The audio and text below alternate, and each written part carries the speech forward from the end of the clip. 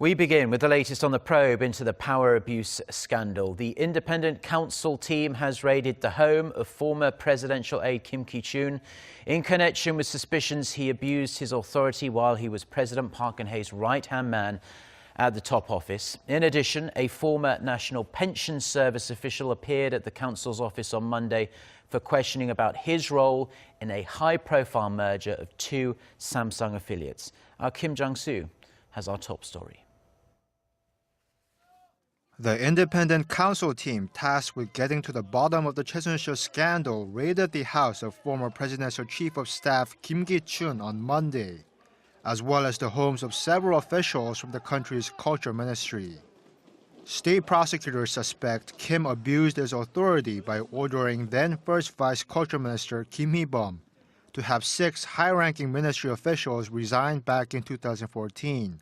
Which later paved the way for Choi to have the post filled with people more favorable to her.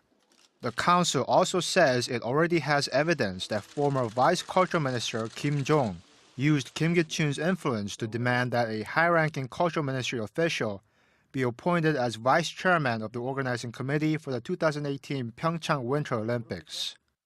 But Kim is not the only official being targeted by the council on Monday.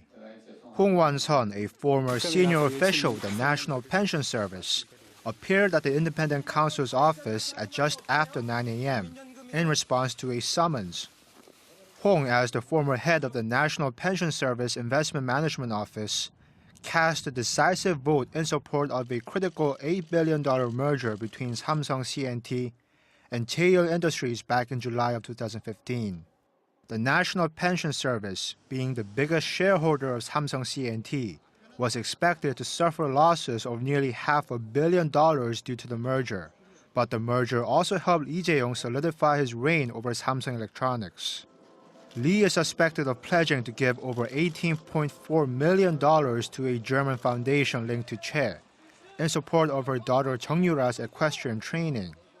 That's raised suspicions that Hong was under pressure from the presidential office of Cheongwade or Choi's accomplices to approve the merger, which would constitute a breach of trust.